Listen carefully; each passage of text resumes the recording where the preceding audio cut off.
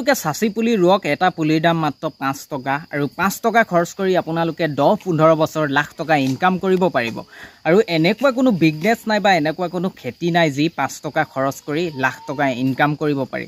আপোনালোকে দেখিছে এইবিলাক গছ আৰু এই গছবিলাকৰ বয়স বহুত বেছি হোৱা নাই আৰু এয়া দেখিছে আপোনালোকে ইয়াতো ফুটি বহি আছে এইবিলাক। নমস্কাৰ, মই সীমান্ত আৰু আপোনালোকে চাবলৈ আৰম্ভ কৰিছে SB সীমান্ত ইউটিউব চেনেল আৰু আজি আমি কথা পাতিম চাচি খেতিৰ ওপৰত, কিছু কথা পাতিম চাচি পুলি কেনেকৈ ৰোপণ কৰিব লাগে, সকলো কথা পাতিম। আপোনালোকে ভিডিঅ'টো শেষলৈকে চাব। এইটো আপোনালোকে দেখিছে মোৰ হাতত চাচি পুলি আৰু এইটো কেনেদৰে ৰোপণ কৰিব লাগে আপোনালোকক দেখাম। আপোনালোকক জনাও যে চাচি গছৰ পুলিৰ চাচি গছৰ মূল শিপা এডালেই থাকে, এডাল ডাইৰেক্ট তললৈ যায়। সেইকাৰণে আপোনালোকে চাচি গছ ৰুওঁতে গাঁতটো অলপ দকৈ মাৰিব যাতে এইডাল এনেকৈ ঘূৰি নাথাকে, এনেকৈ পাক খাই নাযায়। এডাল তললৈ যোৱাকৈ আপোনালোকে গাঁতটো দকৈ মাৰিব আৰু ময়ো মাৰি লৈছোঁ। আপোনালোকে দেখিছে চাচি পুলিটোৰ বয়স প্ৰায় এবছৰমান হৈছে। আপোনালোকে ছমহীয়া ইয়াতকৈ সৰু পুলিও ৰুব পাৰিব যদি চফা জেগাত ৰুৱে। এইটো এবছৰমান হৈছে, এবছৰীয়া হ'লে ভাল হয়, ডাঙৰ হয় যিহেতু। বছৰীয়া পুলি বিচাৰিব যদি আপোনালোকে ৰুব বিচাৰে আৰু ইয়াত এনেদৰে মাটি দি আপোনালোকে ৰুই দিব আৰু এনেদৰে ৰুব। আপোনালোকক দেখাইছোঁ।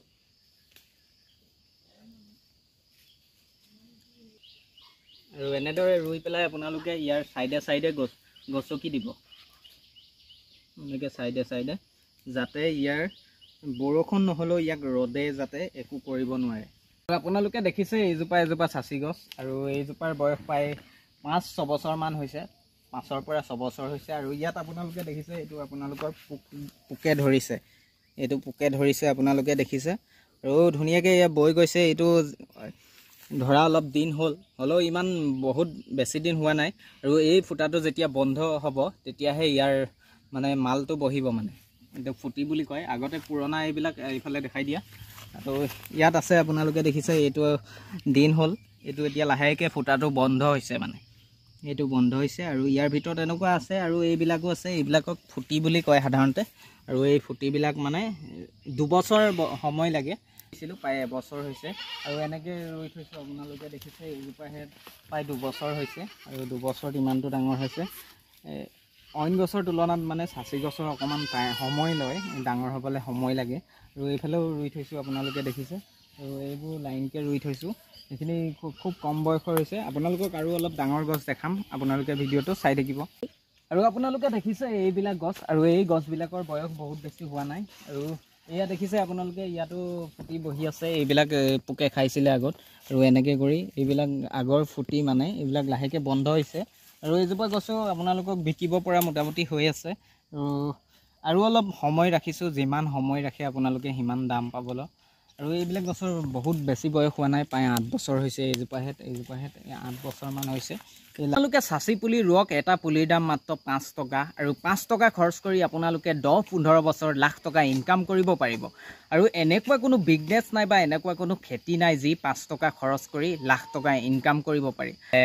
অসমৰ 3খন ডিষ্ট্ৰিক্টতে হয়, গোলাঘাটৰ কিছু অঞ্চলত হয় আৰু লগতে শিৱসাগৰৰ কিছু অঞ্চলত আৰু যোৰহাটৰ। এই 3খন ডিষ্ট্ৰিক্টতে মই জনামতে নেচাৰেলভাৱে পোক লাগে আৰু কৃত্ৰিমভাৱে কিছুমান প্ৰচেছ আছে আৰু কৃত্ৰিমভাৱে কেমিকেল প্ৰয়োগ কৰি কেমিকেল দি পেলাই তেনেকৈ আগৰ উৎপাদন কৰিব পাৰে আৰু যিটো নেচাৰেলভাৱে লাগে সেইটো মেইন। কৃত্ৰিমভাৱে কৰাটোৰ দাম 1000 টকা। যদি আপুনি নেচাৰেলভাৱে যিটো আগৰ উৎপাদন হয় সেইটোত যদি আপুনি 1000 টকা পায় আৰু সেই কৃত্ৰিমভাৱে যিটো হ'ব সেইটোত আপোনালোকে মাত্ৰ 700 টকাহে পাব। আৰু নেচাৰেলভাৱে হ'ব আপোনালোকৰ যিবিলাক জেগাত ইতিমধ্যে নেচাৰেলভাৱে পোকে নধৰে সেইবিলাক জেগাত আপোনালোকে গছপুলি ৰোপণ কৰক, চাচি পুলি ৰোপণ কৰক আৰু সেইবিলাক জেগাতো পোকে ধৰিব। যে আপোনালোকৰ জেগাত এটা কথা হৈছে আপোনালোকৰ জেগাত চাচি গছৰ সংখ্যা খুব কম আৰু চাচি গছৰ সংখ্যা যদি খুব কম হয় পোক সেইবিলাক জেগাত নাথাকে।